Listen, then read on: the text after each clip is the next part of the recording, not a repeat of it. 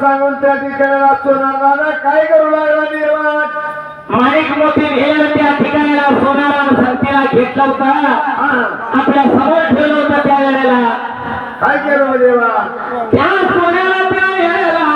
भट्टीमध्ये घालून शिना गावाला काय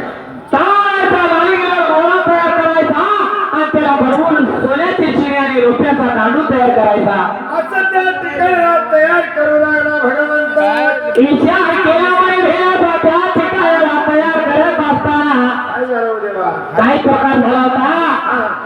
रुपयाची शिणी आणि रुपयाचा दांडू आणि सोन्याची शिणी तयार केली तर कामाच्या हाताला विरुद्ध सोनार दादा भगवंता त्या सोनाला माझ्या हाताला काय दिलं होतं काय केलं देवा विचार केल्यामुळे भेळाचा त्या ठिकाणाला सोन्याची शिणी आणि रुपयाचा दांडू सक्तीला जोशीला माझ्या हाताला